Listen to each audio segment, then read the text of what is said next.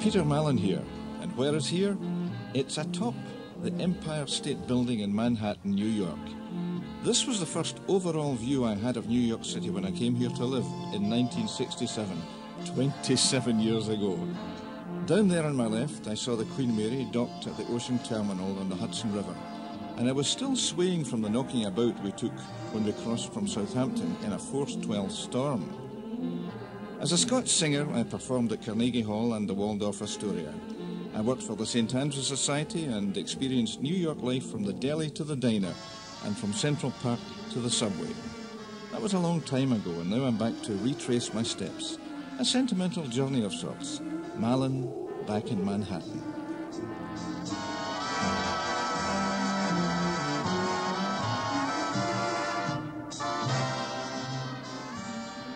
Do you know, the view up here inspires me to song, this marvellous view of Manhattan. We'll have Manhattan, the Bronx and Staten Island too. It's lovely going through the zoo. It's very fancy on Old Delancey Street, you know. The subway charms us so when balmy breezes blow to and fro. And tell me what street compares with Mott Street in July. Sweet push carts gently gliding by. The great big city's a wondrous toy, just made for a girl and boy. We'll turn Manhattan into an Isle of Joy.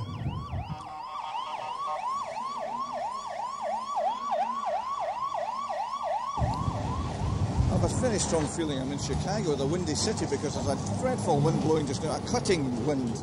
But it's time for breakfast. We're at the corner of 57th Street and 6th Avenue. It's actually called the Avenue of the Americas, but no one in Manhattan calls it that. They just call it 6th. Don't even call it Avenue. Let's have a bite to eat. This is Wolf's Deli we're coming into. It has some reputation in Manhattan.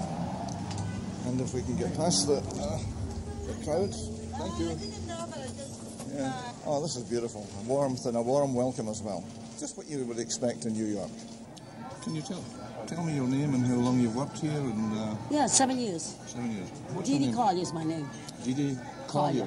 C-O-L-L-I-E-R. I-E-R. You always spell it I-E-R. It sounds better. The R and the N makes it look sort of, rusty. Yeah. But really right.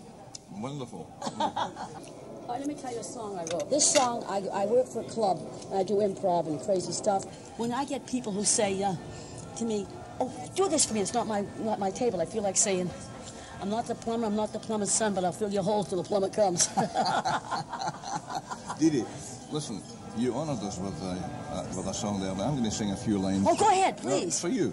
Good. Because it symbolises the welcome that you've given us. Go ahead. Debbie! Come here, he's going to sing. It's a Scottish song which was written for me, ahead. and it goes like this. Kind faces will meet me and welcome me in, and how they will greet me, my ain kith and kin. The snichter and the ingle, all songs will be sung. At last I'll be hearing my ain mother tongue. For these are my mountains, and this is my glen. The braes of my childhood will know me again. No lands ever claimed me, though far I did roam. For these are my mountains, and I have come home. He's a singer. Don't he sing beautiful? Thank you very we much. love you. That's your talent God gave you. Yeah. You always got to say thank you, God, because he was very good to you. He left us out, Left a lot of us out. We ought to step right in. No, he left me out, I know. But you're a philosopher, and to meet a philosopher in the Deli in New York at this time in the morning is unusual. Let me tell you about us. We mean to be very friendly. But we're thinking, I used to work with a girl, she was very attractive. She was redhead, beautiful skin, very good looking. She says, I'm going to be an actress, I'm going to be an actor. Here's how she treated the people. The little boy said, can I order? I don't take orders from children. Stupid. We had a black chef in the kitchen, was adorable. He put his hand on her.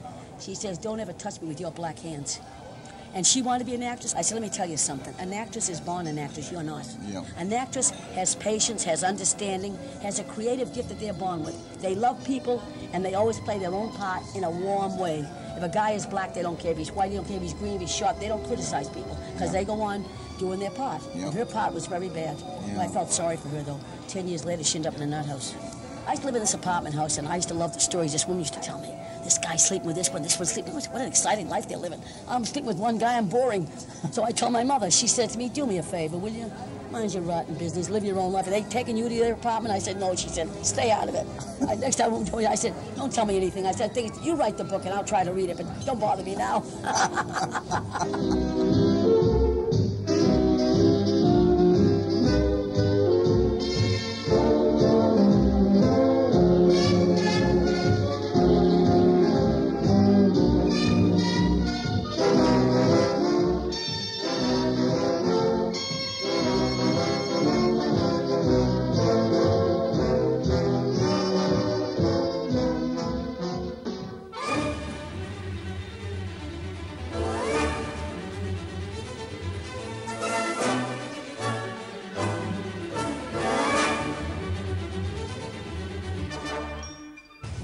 Well, here we are. We're just setting off into Central Park from Park Avenue South. We're in a carriage drawn by a horse that looks at least 42 years of age, but gamely struggling forward, carrying my weight and that of the driver, who's also called Peter.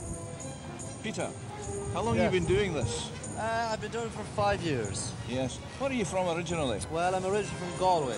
And how do you like this?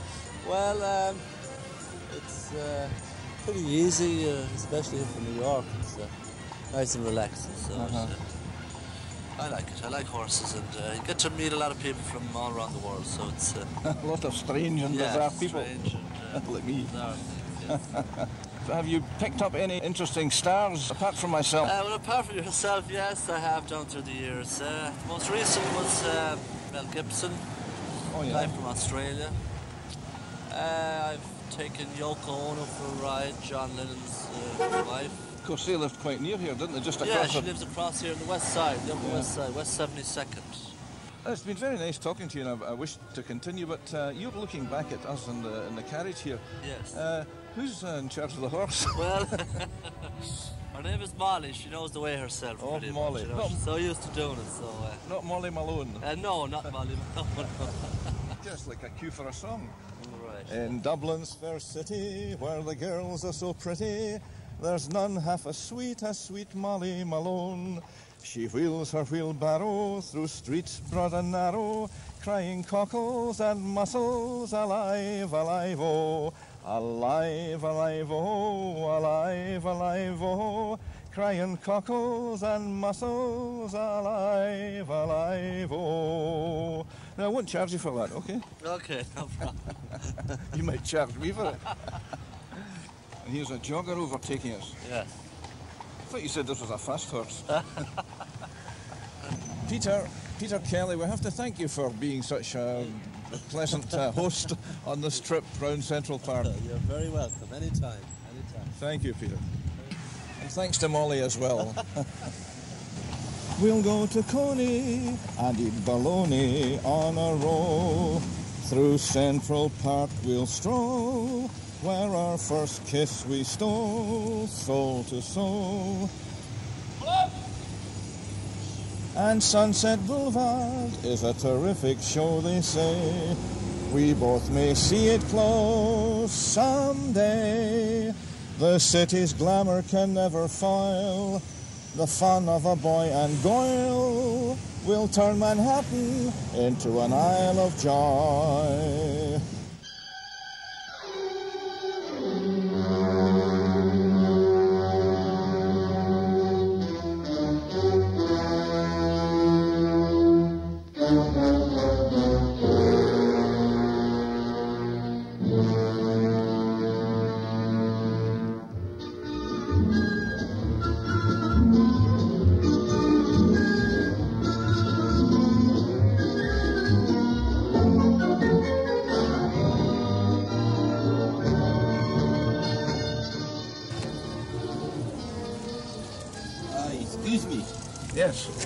only go around this block because, look, this is construction. Yeah, sure. And very, very Do that. bad. Do that, yeah. Okay? Yeah. Do you see construction? Yeah. Where are you from? From Scotland. I know Mary Stuart, Mary Queen of Scots. Elizabeth Guillotine. Yeah, she was guillotined. But it's interesting that a New York taxi driver is familiar with Mary Stuart. It's not everyone knows. No, you're right. Because almost this is Pakistan, India, or Africa. You mean the drivers of the cabs? Yes, and a very small percent this is Russian immigrants who can find job, Yes. unfortunately, in this city. This is job nobody want, but Well, I see a lot of advertisements on the backs of cabs advertising driving jobs available. yes, they see. There's one there. Okay. Many signs about help wanted. School open, okay, let's go to work. In New York, about 50,000 taxi driver, yellow cab, maybe more. Every year, 50% go out.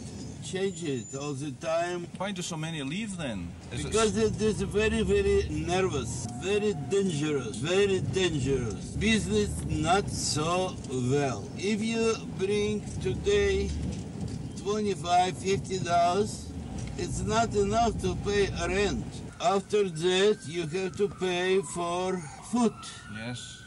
After that, you must pay for 2 colleges to my kids.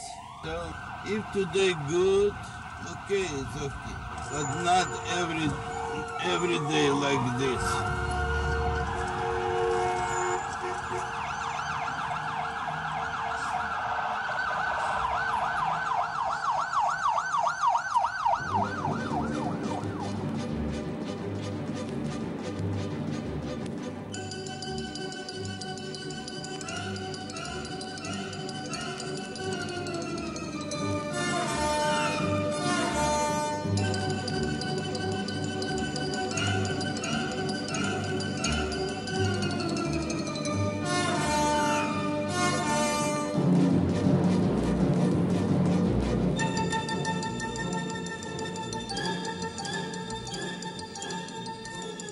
So here we are just coming into Carnegie Hall's archives.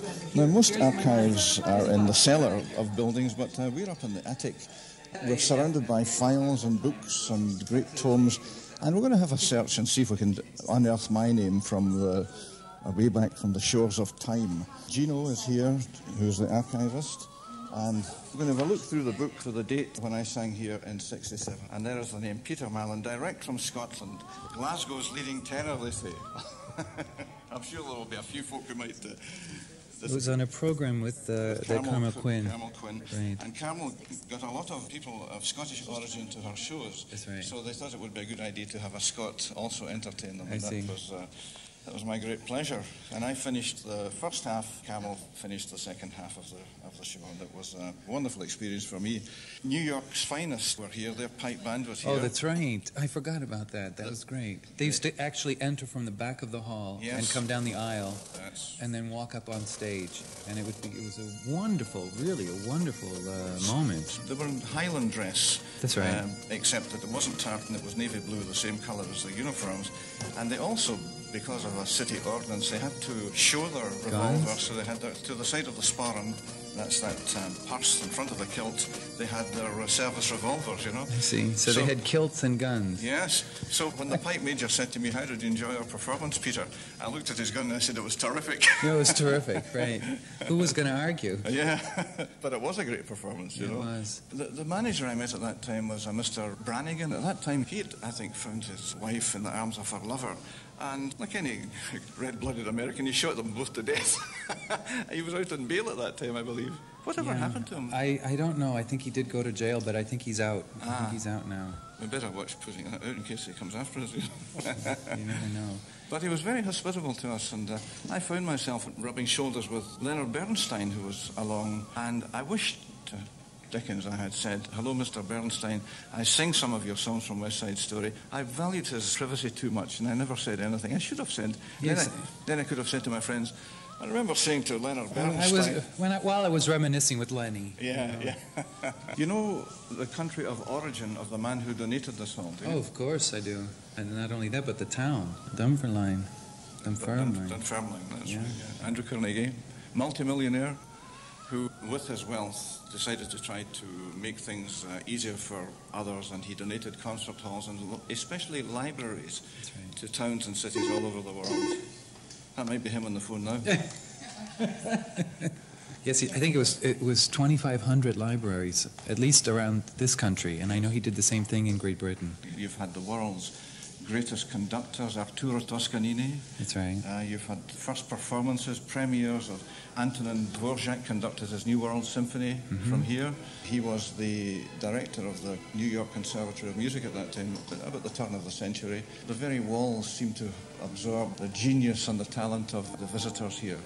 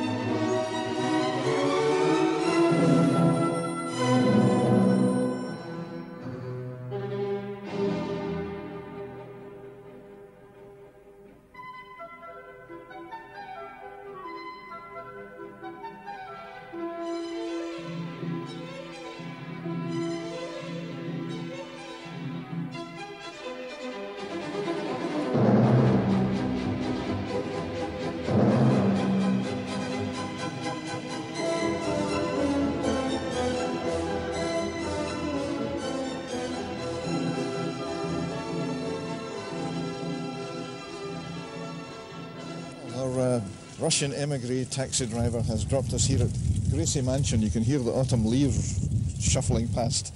This mansion, it's a wooden structure. It was built about 1799 on the site of a revolutionary fort as the country house of Archibald Gracie, a Scottish merchant. This colonial structure was restored in 1927 under the supervision of the Park Department, and it's a very impressive building. It's now the official residence of the Mayor of New York. We're approaching the cop who's looks like chief security man here at the front of Gracie Mansion. Good afternoon, sir. How are you? I'm fine, thank you. I just wanted to know, I know this is the Mayor's official residence. Does he come here often? Yes, he does. Every night he comes home and he lives here. I was aware of Mayor Lindsay when I used to live here in '67, and then Ed Koch a bit later. You've been on TV because you look a little bit familiar. Well, a lot of people get me mixed up, believe it or not, with Sean Connery, you know, the actor. I don't know why. I don't think I look like him at all.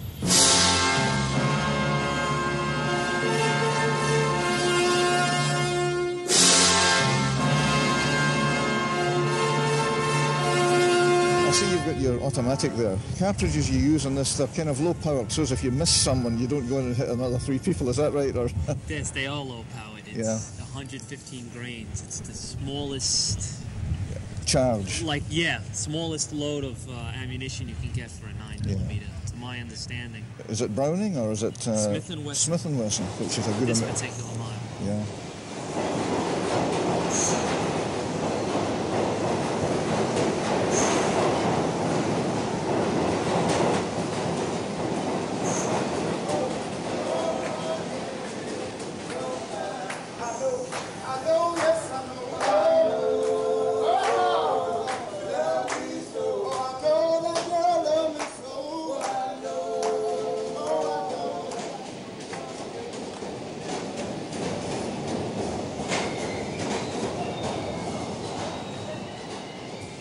Pardon me, boy, is this a Chattanooga choo-choo? Track 29, then you can give me a shine. I hope you like that American accent there. We're actually in Pennsylvania Station. It's not 4:45, but it's, I can tell you it's 2:24. And I used to travel on this railroad on a regular basis out to Cedarhurst, where I had a whole plethora of cousins and second cousins. Oh, and by the way, we haven't found track 29 yet. We can't find track 29. Where is it? Because there is no track 29. What, there was at one time. There never was a track 29. No track 29 here. We just got it to rhyme with, then you can give me a shine, track 29. Yeah. Oh, well. No, New York's Penn Station has tracks from 1 to 21. I see. But no 29. Do I get royalties on this? You'll be broadcast all over Scotland. Oh, great. What do you, tell me this, what does the name Scotland mean to you? Bonnie Scotland. Bonnie Scotland, yeah. Bagpipes. Yeah. Bagpipes, yeah. Castles. Castles, absolutely. Yeah. Edinburgh. Monsters? Not just monsters. I'm speaking to James Humphrey in Pennsylvania Station, entertaining the passing throng. Tell us about this kind of work. I mean, can you make a decent living?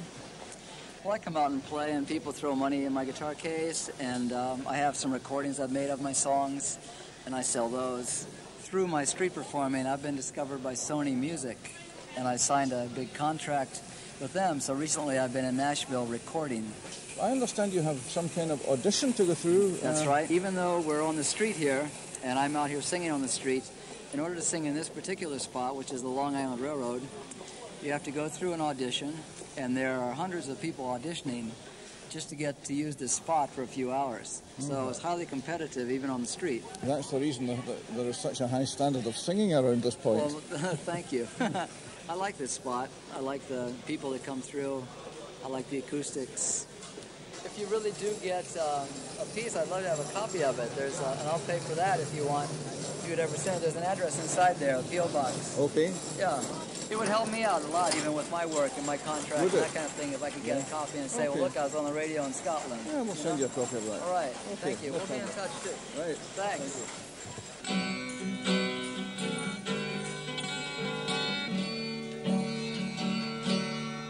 There's a song within the air. There's a long resounding thunder. There's a howling and a hunger. Oh Lord, hear our prayer.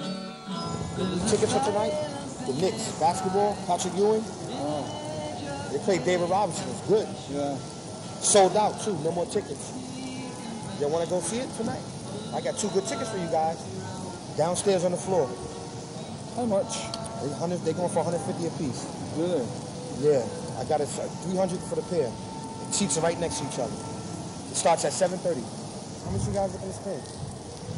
I'll give you a better price than that if you guys really want the tickets. I'll give you a better price.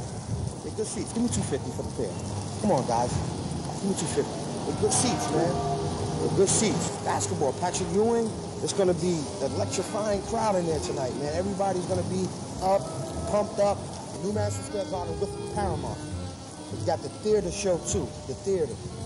You know, for like plays and ice skating, things of this nature like that. Yeah, entertainment. Entertainment. Good seats. You must have heard of Scotsman, have you? Ah, yeah.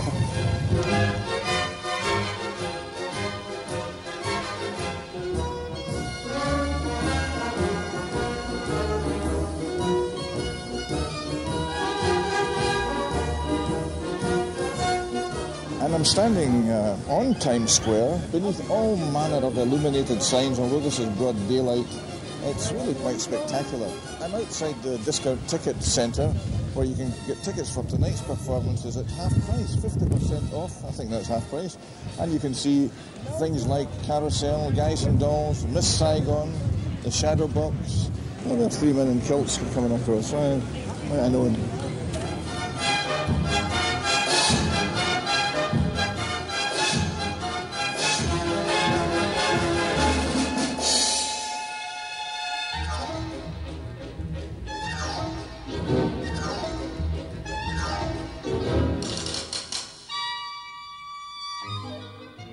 We're now in Sardi. It's a very famous restaurant in the show business district of New York, and right across is the Majestic Theatre, which is showing Phantom of the Opera just now. I'm going to ask the maître about the pictures, the myriad pictures all around the walls. Most of the ones on the first floor are of the more recent variety, mostly done in the last 15 years, and we have 4 floors of dining.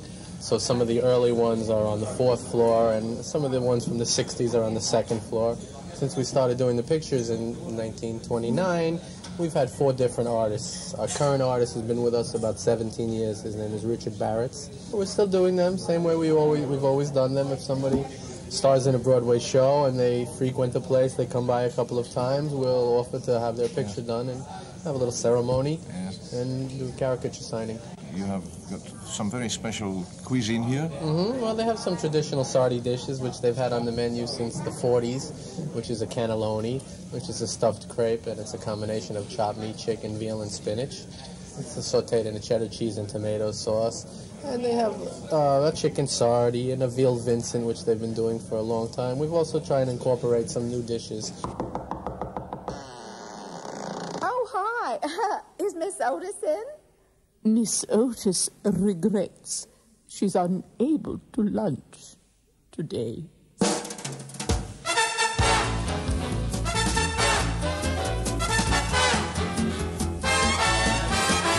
Miss Otis regrets she's unable to lunch today.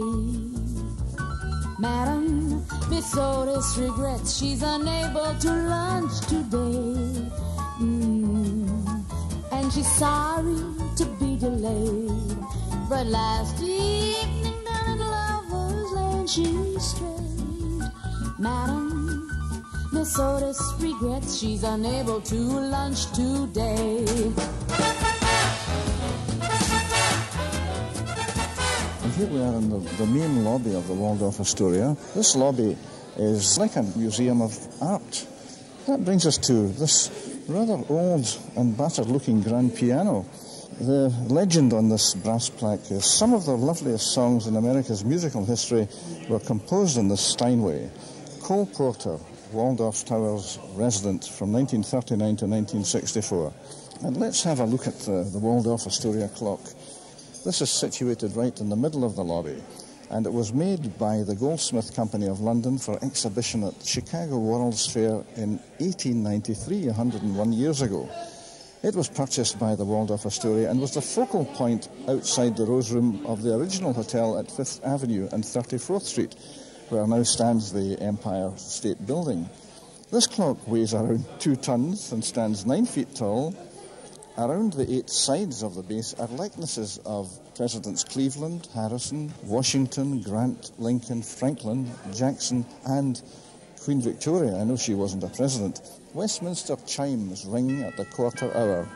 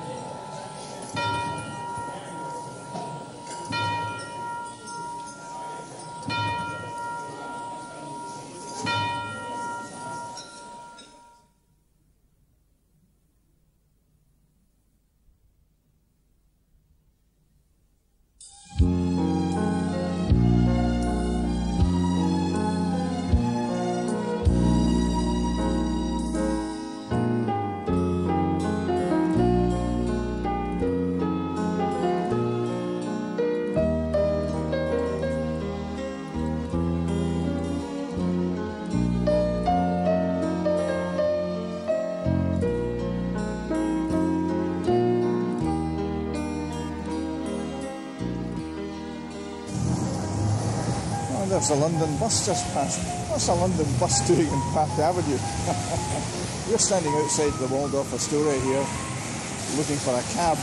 This is a parade of bright lights under the Pan Am building, famous landmark here in Manhattan.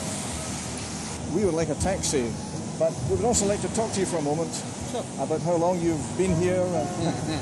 41 years. I must have passed you a few times in my way. Probably did. Yeah. Are you a New Yorker yourself? Yeah, I'm a New Yorker, yeah. What does the name Scotland mean to you? Scotland could be a country, isn't it? Next to England, right? That's where you're from, right? Well, we're from Scotland, yeah. Oh, I know the accent. I would have guessed it right away. What's the capital again? Scotland? I forgot. Well, Edinburgh. Edinburgh. Yeah. Okay. And you've heard of the Loch Ness Monster, haven't you? I haven't seen it yet, but I heard of it. Few people have. I guess whoever wants to believe it, they say, "Oh, I've seen it," right? Depends what you've been drinking. Why is it that this busy time of the evening so many of the cabs are displaying their off-duty lights. Unfortunately, they like to pick their own ways. And if you're going to the airport, you have no problem getting a cab. But if you're going to 6th Avenue at... You're going to have to suffer a little bit. Is that right? I know when it rains, one drop, everybody's off duty. Yeah. Come on down. The Queen, huh? Yeah. A lot of books on them. Boy, oh boy. That's the talk of the town, the Queen, huh? Someone wants to make some money to start writing about the Queen and this and what they did. It should be sacred, you know what I mean? There's certain things that should be revealed, and there's certain things that should be not revealed, you know. Fortunately, people make money on the misfortunes of others. Nobody cares. Only when it's bad. How long are you going to be in town, sir? 3 or 4 days. Oh, that's good. I hope you enjoy yourself. Thank you.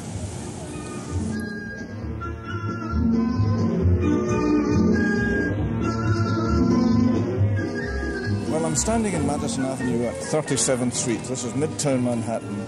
Madison Avenue, famous for its advertising agencies, but inscribed in my heart is this number, 220 Madison Avenue, the John Murray apartment building, and this was my home during most of 1967.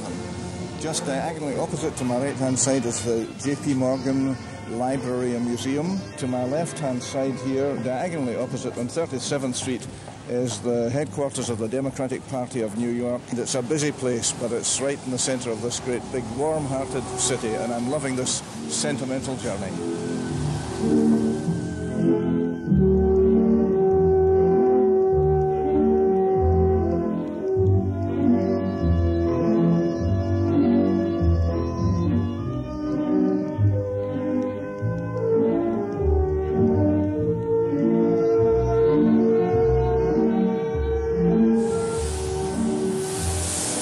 The centre of town and come up north a bit on Broadway to 65th Street to the Lincoln Centre for the Performing Arts.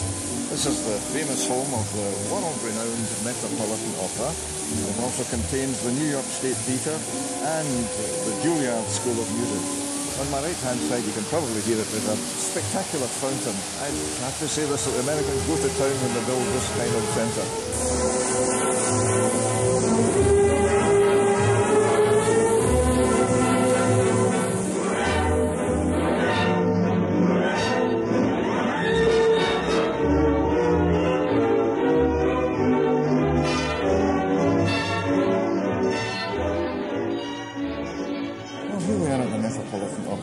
The names that conjures up in my mind, names of great singers, great conductors.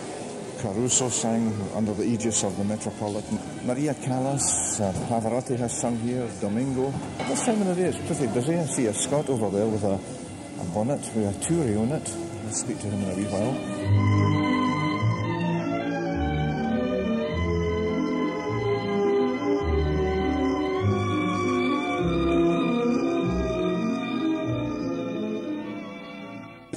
Donna immobile, qual piumo il vento, mota d'accento e di pensiero. Hey, now I can say I've sung opera at the Met.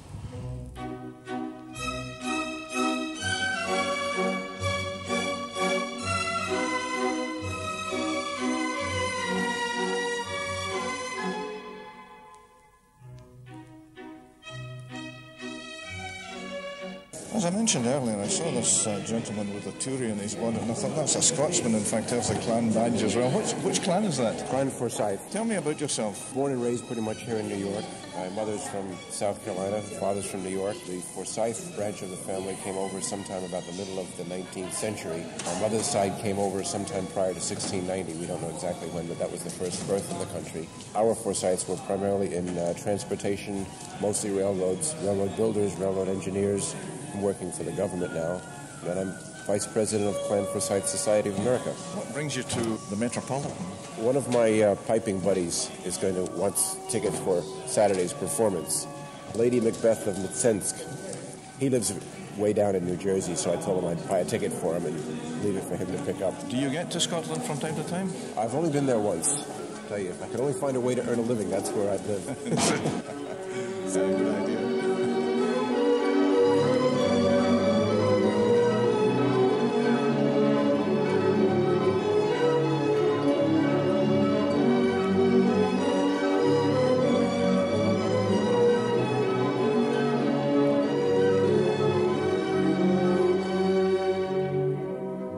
I find myself in a little bit of Scotland here in 44th Street, and I have the pleasure to talk to Ruth Graham, who runs Scottish Products. Could you tell us exactly what you do here in the middle of New York? We sell things from Scotland. Everything here is imported from Scotland, and we carry Scottish regalia, things that are clan related, and pipes and piping supplies, and tapes and CDs from Scotland.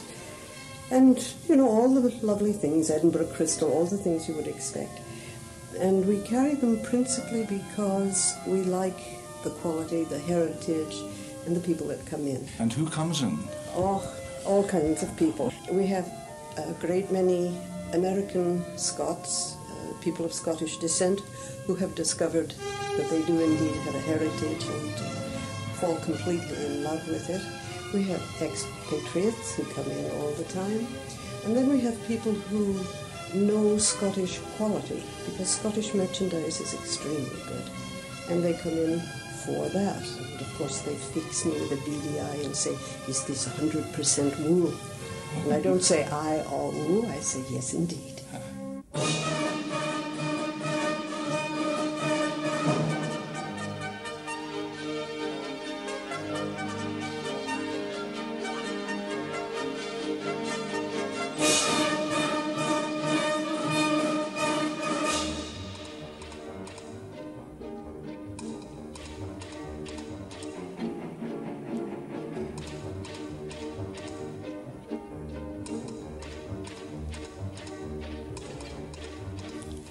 Well, we've just come into the offices of the St. Andrew Society of the State of New York. It was founded in the 1700s to help Scots who were down in their luck, and it's been going ever since. For a short time I worked as almoner for the society, giving alms to the poor. And I'm with the Executive Secretary of the Society, Eva Northcote. Could you tell us what the Society does now? We are a Scottish charitable organisation. We help people of Scottish birth or descent. At the present time, we have close to 30 people on the books that we send a small token every month to help out. Once in a while, I'll have somebody come off the street, but I have to be very careful because I've had quite some characters, and they have to prove that they have Scottish background. When I was almoner here, they came to the door to see to their immediate needs. I would have to say that by the time I left, the word had got round that there was this rather open-handed guy who gave you money. And I found that out too. I've had somebody come in and we helped them, and about 2 hours later, somebody would call up and say, well, a friend recommended. Who is the friend? And they would give me an entirely different name. As well as helping people who are down on their luck, the Society has other activities as well. We have 4 one-year graduate scholarships. We send 2 students to Scotland from accredited universities and colleges in the States, but they have to go, of course, to a university in Scotland, and we bring 2 students from Scotland. We try to keep them on the East Coast because we like to meet them. We have to bring them in for our banquet, our tartan ball.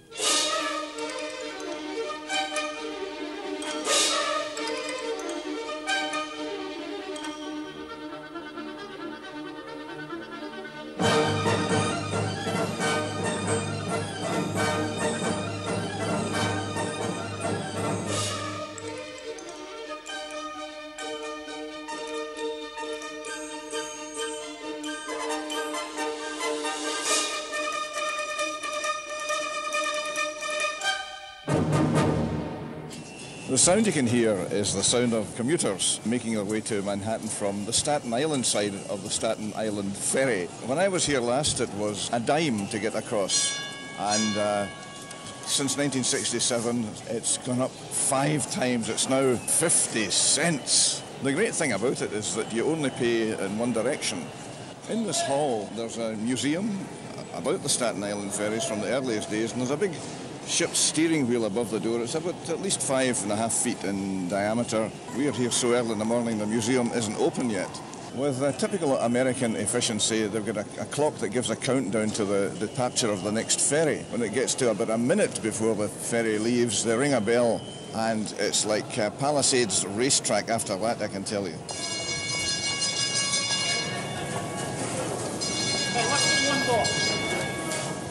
Upon docking, all passengers must leave the boat. All passengers must leave the boat. All ashore upon docking.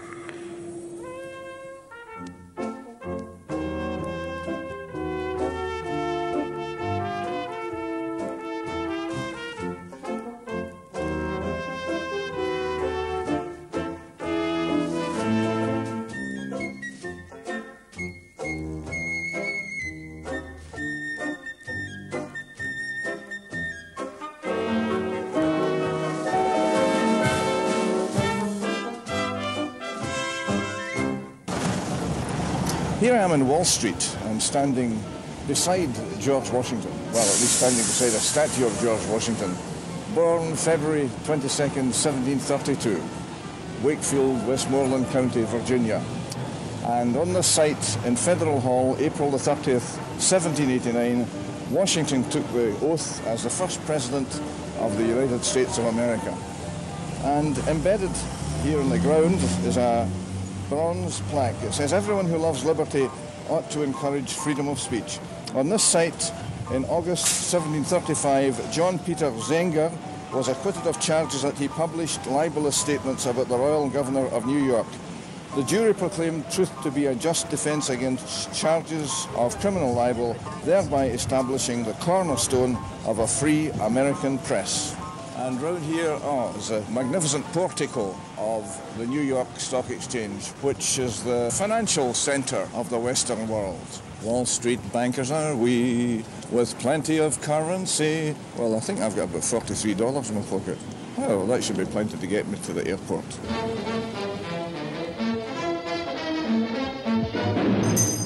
The Salvation Army help people all around the world, especially in this country. Help us to help those less fortunate.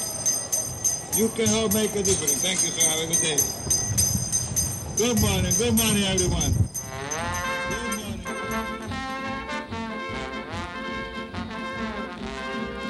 On behalf of the visiting fireman from Kansas City, let's have a smile on me. On behalf of the gentleman, slicked up and looking pretty, let's make it 2 or 3. Just as the governor of Carolina North told the governor of Carolina South, on behalf of the visiting fireman from any city, let's have a smile on me. We now find ourselves at the Fire Brigade Museum in Spring Street, Manhattan. That's away downtown. And I see a gentleman here with a uniform. I think he's perhaps a lieutenant in the New York Fire Department. Yeah. Retired now, I'm just taking these people around. Oh, I see. I'm from Scotland and I used to be in the Fire Brigade in Glasgow. Oh, really? I wondered if you could maybe tell us about the brigade in the days as you remember it from being a young fireman. I worked in a house up on Manhattan's West Side when I first started in '59. I had 35 years. It used to be a house where they had horses. They had extra high ceiling, extra high stairway going up. It had extra height allowance in the building made for the firemen coming down, getting onto the apparatus. And the horses, as soon as the bells would come in, their ears would go up, and they would pull the horses out and hook them up. And came down the pole, did you? You had firemen's poles, you know? Oh, yeah. Yeah, you responded down the pole and slid the pole. You may have heard of the tragedy that happened in Glasgow in 1960 when the whiskey barn went on fire and we lost 19 men. When they turned out to the fire, they could only see a wisp of smoke, but no sign of heat and no sign of flames. So they got the big axes out from the lockers in the machine and they smashed one of the doors down. But what that did was it allowed air to get in. That's all that was needed to cause that backdraft. You get a rushing sound first, like a sucking sound, and then boom. There's nothing but a ball of fire or explosion. You don't know what to expect. That's the only warning you get. Sometimes. You don't always get a warning.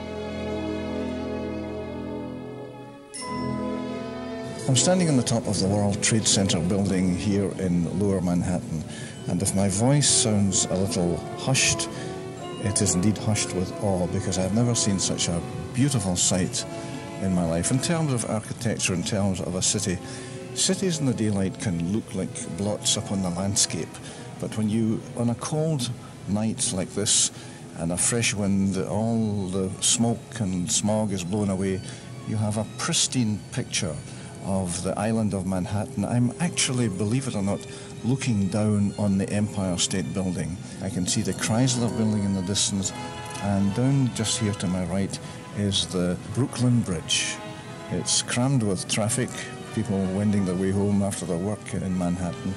It's a totally awe-inspiring sight. I see what might be fireflies or glowworms in the distance. These are aircraft stacked above the airports of LaGuardia, named after Fiorello LaGuardia, the mayor of New York, and out there towards Idlewild, or as it's now called, Kennedy Airport. There are 10 or so aircraft floating around the sky, floating slowly and majestically, waiting for landing permission. Across there I can see the Verrazzano Narrows Bridge. It's one of the longest suspension bridges in the Northern Hemisphere, taking people from Brooklyn across to Staten Island.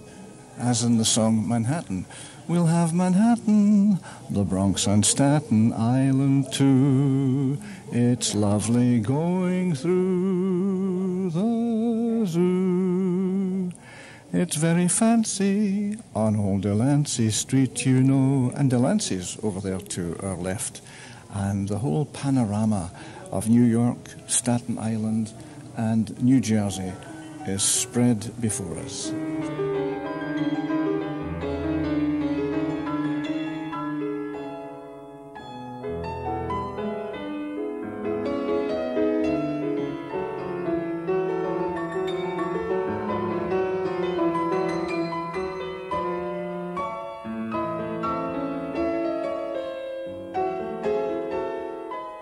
Well, now listen, I hope you've got your cardigan on, because there's a pretty cold wind blowing down 12th Street, Greenwich Village, as we approach Asti's. Now, Asti's have got singing waiters. We're going to see what it sounds like and have a bite to eat here. I'm starving. Oh, yes, some picture. Oh, there's a tour of Toscanini. What a lovely sight. 2 pictures of Toscanini. I think I recognise Tito Gobbi. This is obviously strong Italian cultural feeling here.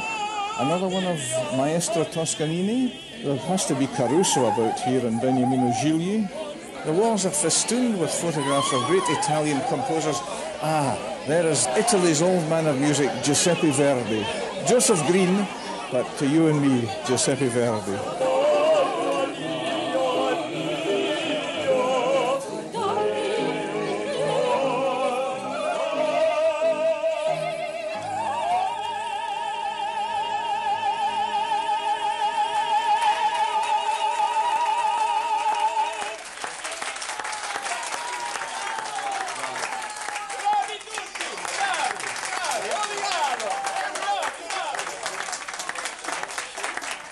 Tell us something about the history of the restaurant, Gianni. The restaurant started in 1925 with my father-in-law, and it's always well known for opera music and Italian songs, singing with us. So it's a well-known restaurant for the good Italian food, good music, and opera music. Yeah. Tell us about some of the people who drop in regularly. You gotta play Lucky Night tonight with Jack LaMotta and John Davis at the bar, and we have regular here like Ben Kingsley as the actor, and a lot of singers every night like Jerry Mines, Cheryl Miles.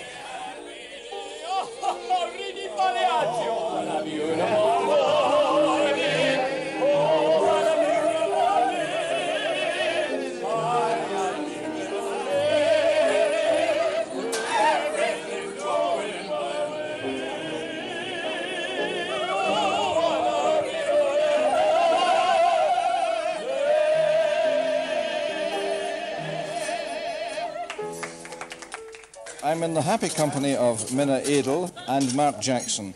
and they have been entertaining us, singing marvellous selections from Italian opera and some songs of the American musical. I would have to say it's not an easy place in which to sing, because there are people who wander in here off the street and wouldn't recognise an aria if it come up and hit them in the face. Which it does here. Yeah.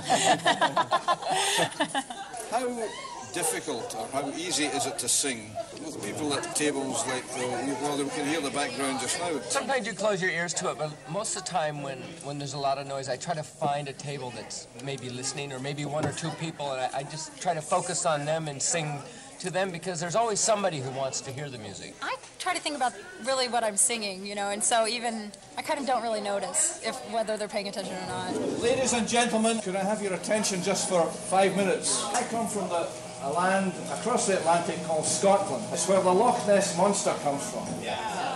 A great ugly thing.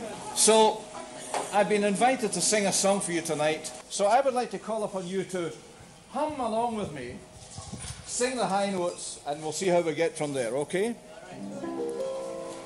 By yon bonny banks and by yon bonny braes, where the sun shines bright on Loch Lomond, where me and my true love will never meet again, on the bonny, bonny banks of Loch Lomond. Oh, you'll take the high road, and I'll take the low road, and I'll be in Scotland afore ye. But me and my true love will never meet again, on the bonny, bonny banks of Loch Lomond.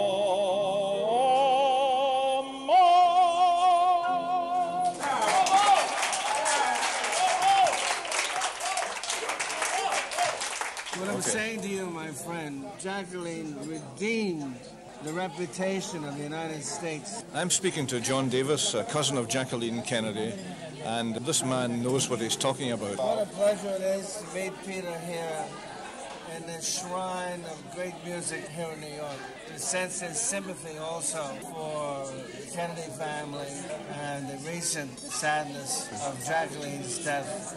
The day of Jack Kennedy's funeral, and I was right there witnessing it, got the image of strength, resolution, and dignity and serenity that Jacqueline projected at that moment when she was leading the heads of state of the entire world from the Capitol to St. Matthew's Cathedral. Was one of the most magnificent episodes in American history. I was so proud of her. Oh, say, can you see by the dawn's early light what so proudly we hailed at the twilight's last gleaming, whose broad stripes and bright stars through the perilous night all the ramparts we